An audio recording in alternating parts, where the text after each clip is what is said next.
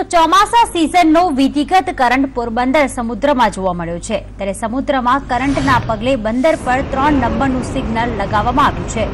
ગુજરાતના સૌથી મોટા એવા 1600 કિલોમીટરનો સમુદ્ર કિનારો આવેલ છે, જેમાં પોરબંદરમાં 100 કિલોમીટર દરિયામાં વધુ કરંટ જોવા મળ્યો છે, જેમાં સમુદ્રમાં ઊંચા મોજા ઉછળ્યા હતા અને દરિયો પણ તોફાની જોવા મળ્યો હતો। ત્યારે હવામાન ખાતાએ 3 નંબરનું સિગ્નલ લગાવી દીધું છે અને ભારે પવન સાથે વરસાદની આગાહી પણ વ્યક્ત કરવામાં આવી છે।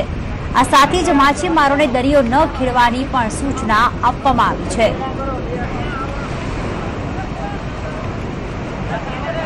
વધુ વાત કરવા જોડાઈ ગયા છે અમારા સંવાદદાતા ચેતન। જણાવશો કે પોરબંદરના દરિયા કિનારાની હાલમાં શું પરિસ્થિતિ છે અને હવામાન ખાતા દ્વારા શું આગાહી કરવામાં આવી છે?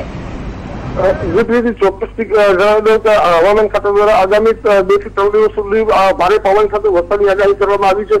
ગઈકાલે રાત્રે એક ઝલક જોવા મળી હતી, ભારે માત્રામાં પવન અને વરસાદ પડ્યો હતો। વહેલી સવાર સુધી આ વરસાદ રહ્યો હતો અને 3 નંબરનું સિગ્નલ પણ ચલાવવામાં આવ્યું હતું અને માછીમારોને દરિયો ન ખેડવાની પણ સૂચના આપી હતી।